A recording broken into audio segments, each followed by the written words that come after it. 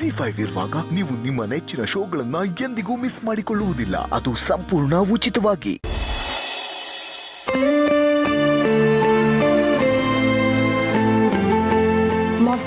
ಕುತ್ಕೋ, ನಿನ್ಗೊಂದು ಸರ್ಪ್ರೈಸ್ ಇದೆ.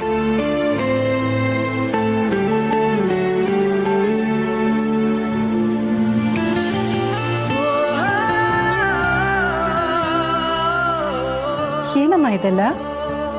ಹಬ್ಬಕ್ಕೆ ಅಂತ ನಿನ್ಗೆ ಡ್ಯಾಡ್ಗೆ ಬಟ್ಟೆಗಳು ತಂದಿದ್ದೀನಿ. ಹೌದಾ? ಅಲ್ಲಮ್ಮ, ಯಾಕೆ ಇದನ್ನೆಲ್ಲ ತರಕ್ ಹೋದೆ ನೀನು? ಮಕ್ಕಳಿಗೆ ಅಂತ ನಾವು ನಿಮ್ಗೇನಾದ್ರೂ ಕೊಡಿಸ್ಬೇಕು, ಅದನ್ನ ಬಿಟ್ಟು ಮಕ್ಕಳಿಗೆ ಅಲ್ಲ ಮಾಮ್, ಮಗಳಿಗೆ. ನಿನಗಿರೋದು ನಾನೊಬ್ಳೆ ಮಗಳು. ಹಬ್ಬದ ದಿನ ಮಗಳಿಗೆ ಏನಾದರೂ ಕೊಡಬೇಕು ನಿಜ, ಆದರೆ ಮಗಳು ಹಬ್ಬದಲ್ಲಿ ಏನಾದರೂ ಕೊಟ್ಟರೆ ಅದಕ್ಕೂ ಖುಷಿ ಪಡಬೇಕು ತಾನೆ? ಖಂಡಿತ ಖುಷಿ ಆಯಿತು ದೀಪು. ನೀನು ನಮಗೋಸ್ಕರ ಇಷ್ಟೆಲ್ಲ ತಂದಿದ್ದೀಯ ಅಂದಮೇಲೆ ಖುಷಿ ಆಗದೆ ಇರುತ್ತಾ ಹೇಳು? ಅಷ್ಟೇ ಅಲ್ಲ ಮಾಮ್, ನಾನೊಂದು ನೆಕ್ಲೆಸ್ ತಗೊಂಡಿದ್ದೀನಿ ನೋಡು, ಚೆನ್ನಾಗಿದೆಯಾ? ತುಂಬ ಚೆನ್ನಾಗಿದೆ. ಆದರೆ ದೀಪು, ನಿಜವಾಗ್ಲೂ ನೀನು ಇದಕ್ಕೆ ನನ್ನನ್ನು ಇಲ್ಲಿ ಕರ್ಕೊಂಬಂದಿದ್ದ? ಅಂದರೆ ನಾನಲ್ಲಿ ಪೂರ್ಣಿ ಮತ್ತು ತುಳಸಿಯವ್ರ ಜೊತೆ ಮಾತಾಡಬಾರ್ದು ಅಂತ ತಕ್ಷಣ ನನ್ನನ್ನು ಇಲ್ಲಿ ಕರ್ಕೊಂಬಂದೆ, ಹೌದು ತಾನೆ? ಓ, ನಿನಗೆ ಗೊತ್ತಾಯ್ತಾ? ದೀಪು, ನೀನು ನಾನು ಹೆತ್ತಿರೋ ಮಗಳು. ನೀನು ಯಾವಾಗ ಏನು ಮಾಡ್ತೀಯ ಅಂತ ನನಗೆ ಗೊತ್ತಾಗದೆ ಇರುತ್ತಾ ಹೇಳು? ಹಾಗಿದ್ಮೇಲೆ ಈ ನಿನ್ನ ಮಗಳನ್ನ ನೀನು ಅರ್ಥ ಮಾಡ್ಕೋಬೇಕು ತಾನೆ? ನೀನು ಪದೇ ಪದೇ ಆ ಪೂರ್ಣಿ ಹತ್ರ ಮಾತಾಡೋದು ನಂಗೆ ಇಷ್ಟ ಆಗ್ತಿಲ್ಲಮ್ಮ. ನನಗಿಂತ ನಿನ್ಗೆ ಅವಳೇ ಹೆಚ್ಚು ಅನ್ನಂಗೆ ಆಡ್ತಿದ್ಯಲ್ಲ, ಅದನ್ನಂತೂ ನನ್ನ ಕೈಲಿ ಸಹಿಸಕ್ಕೆ ಆಗ್ತಿಲ್ಲ. ಅವಳಿಂದ ನಿನಗೆ ನನ್ನ ಮೇಲೆ ಪ್ರೀತಿ ಕಡಿಮೆ ಆಗ್ತಿದೆ. ಏ ಹುಚ್ಚಿ, ಮಕ್ಕಳ ಮೇಲೆ ತಾಯಿ ಪ್ರೀತಿ ಯಾವತ್ತಿಗೂ ಕಡಿಮೆ ಆಗಲ್ಲ, ಸಾಯೋವರೆಗೂ ಇದ್ದೇ ಇರುತ್ತೆ. ನೋಡು ದೀಪು, ನೀನು ಈ ಮನೆಯಲ್ಲಿ ಅಭಿ ಹೆಂಡತಿಯಾಗಿ ಮಾತ್ರ ಅಲ್ಲ, ಸೊಸೆಯಾಗೂ ಇರಬೇಕು. ಹಾಗಿದ್ಮೇಲೆ ಮನೆಯಲ್ಲಿ ಎಲ್ಲರ ಜೊತೆನೂ ನೀನು ಚೆನ್ನಾಗಿರಬೇಕು, ಎಲ್ಲರ ಪ್ರೀತಿ ವಿಶ್ವಾಸನೂ ನೀನು ಸಂಪಾದನೆ ಮಾಡಬೇಕು.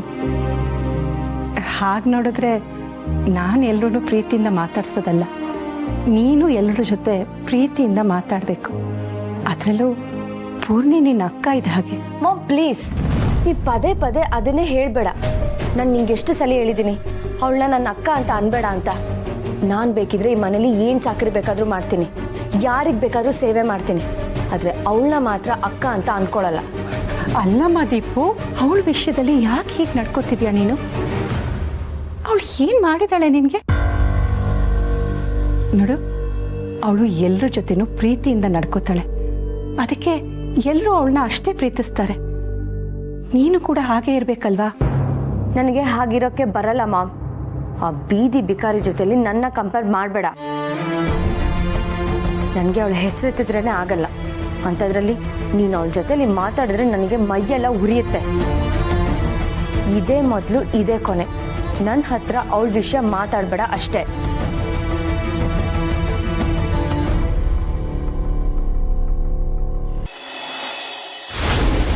ನೀನು ಎಲ್ಲರ ಜೊತೆ ಪ್ರೀತಿಯಿಂದ ಮಾತಾಡಬೇಕು, ಅದರಲ್ಲೂ ಪೂರ್ಣಿ ನಿನ್ನ ಅಕ್ಕ ಇದ್ದ ಹಾಗೆ.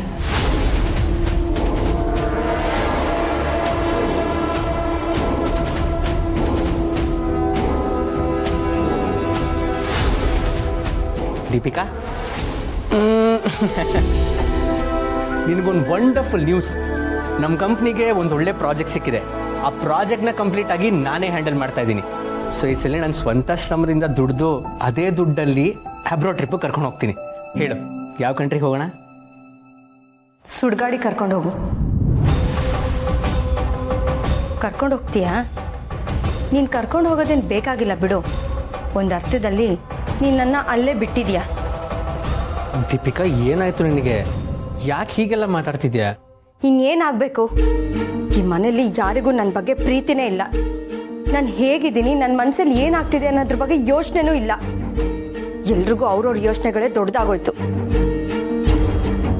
ನಾನು ಈ ಮನೇಲಿ ಹೇಗಿದ್ದೀನಿ, ಏನಾಗ್ತಿದೆ ಏನಾದರೂ ಗೊತ್ತಾ ನಿನಗೆ? ಅಂಥದ್ದು ಏನಾಯ್ತು ಇಲ್ಲಿ? ಮನೆಗೆ ನಮ್ಮ ಮಾಮ್ ಬಂದಿದ್ರು.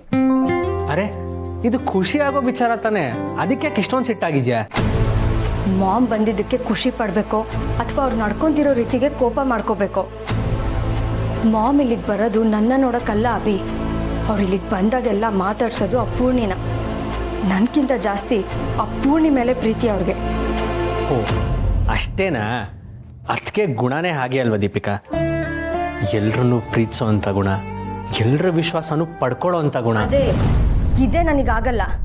ನಿಮ್ಮೆಲ್ಲರಿಗೂ ನಾನು ಬೇಡವಾದವಳಲ್ವಾ? ಇವೆಲ್ಲ ಅವಳ ಪರನೇ ತಾನೆ. ನನ್ನ ಪಾಲಿಗೆ ಯಾರೂ ಇಲ್ಲ ಅಂದಮೇಲೆ ನಾನು ಎಲ್ಲಿದ್ರೂ ಆ ಜಾಗ ಸುಡ್ಗಾಡೆ ತಾನೆ. ದೀಪಿಕಾ, ಇಷ್ಟು ಚಿಕ್ಕ ವಿಚಾರನ ಯಾಕಷ್ಟು ದೊಡ್ಡದು ಮಾಡ್ತಿದ್ಯಾ? ಅಲ್ಲ, ನಿಮ್ಮ ತಾಯಿ ಅದಕ್ಕೆ ನಾ ಮಾತಾಡ್ಸಿದ್ದಕ್ಕೆ ನಿನಗೆ ಯಾಕೆ ಇಷ್ಟೊಂದು ಕೋಪ ಬರ್ತಿದೆ? ಓ, ಜೆಲಸ್ ಫೀಲ್ ಆಗ್ತಿದ್ಯಾ? ಆಗಲ್ವಾ ಅಭಿ? ಅವರು ನನ್ನಮ್ಮ. ಅವ್ರು ಹೆತ್ತಿರೋದು ನನ್ನನ್ನು.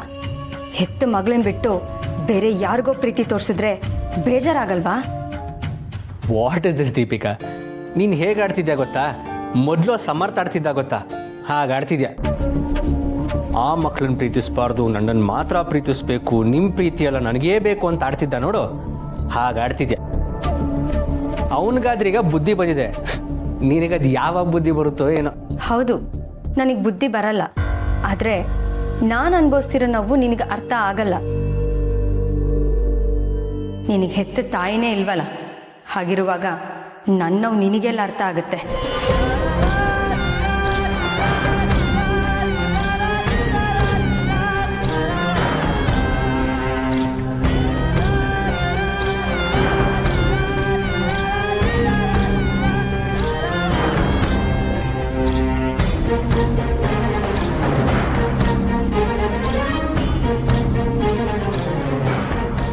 ನಾನು ನಿನಗೆ ಮೊದಲೇ ಹೇಳಿದ್ದೀನಿ ಅಲ್ವಾ, ತುಂಬ ಬೇಗ ರಿಯಾಕ್ಟ್ ಮಾಡಬೇಡ ಅಂತ.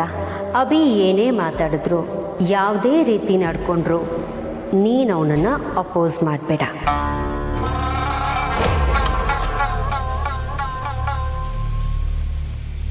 Abhi, I am really sorry. ನನ್ನ ಮಾತಿಂದ ನಿನಗೆ ತುಂಬ ಹರ್ಟ್ ಆಯಿತು ಅನಿಸುತ್ತೆ. ಹರ್ಟ್ ಆಗಲಿ ಬಿಡು ದೀಪಿಕಾ, ನೀನು ನಿಜಾನೇ ಹೇಳ್ತಿದ್ಯಾ ಅಲ್ವಾ? ಪ್ರಪಂಚದಲ್ಲಿ ತಾಯಿ ಇಲ್ದಿರೋ ಮಕ್ಕಳಿಗಿಂತ ದುರಾದೃಷ್ಟವಂತರು ಬೇರೆ ಯಾರೂ ಇಲ್ಲ. ಅದನ್ನೇ ನೀನು ಹೇಳ್ತಾ ಇದೆಯಾ ಅಷ್ಟೆ. ಸಾರಿ ಅಭಿ, ನಾನು ನಿಜವಾಗ್ಲೂ ಆ ಅರ್ಥದಲ್ಲಿ ಹೇಳಲಿಲ್ಲ. ಏನೋ ಕೋಪದಲ್ಲಿ ಹಾಗೆ ಮಾತಾಡ್ಬಿಟ್ಟೆ. ತಾಯಿ ಅಷ್ಟೇ ಪ್ರೀತಿನ ನಾನು ನಿನಗೆ ಕೊಡ್ತೀನಿ. I am really sorry. ನನ್ನ ಮುದ್ದು ಅಲ್ವಾ, ಪ್ಲೀಸ್ ಬೇಜಾರಾಗಬೇಡ. ಅಂದಾಗೆ ನೀನು ಅದೇನೋ ಪ್ರಾಜೆಕ್ಟ್ ಬಗ್ಗೆ ಹೇಳ್ತಿದ್ದಲ್ವಾ, ಏನದು? ಓ ಅದಾ, ಅದು ನಮ್ಮ ಕಂಪ್ನಿಗೆ ಒಂದು ಹೊಸ ಪ್ರಾಜೆಕ್ಟ್ ಬಂದಿದೆ. ಆ ಪ್ರಾಜೆಕ್ಟ್ ಕ್ಲೈಂಟ್ಸು ಗುಜರಾತಲ್ಲಿದ್ದಾರೆ. ಸೊ ನಾನು 2 ದಿನ ಗುಜರಾತಿಗೆ ಹೋಗಬೇಕಾಗತ್ತೆ. ಪ್ರಾಜೆಕ್ಟ್ನ ಕಂಪ್ಲೀಟಾಗಿ ನಾನೇ ಹ್ಯಾಂಡಲ್ ಮಾಡ್ತಿದ್ದೀನಿ. ಹಾಗಾಗಿ ಎಲ್ಲ ಕೆಲಸಗಳನ್ನೂ ನಾನೇ ಮಾಡಬೇಕು. ಸೊ ನಾನು ನಾಳೆ ಬೆಳಿಗ್ಗೆನೇ ಗುಜರಾತಿಗೆ ಹೊರಡ್ತಿದ್ದೀನಿ.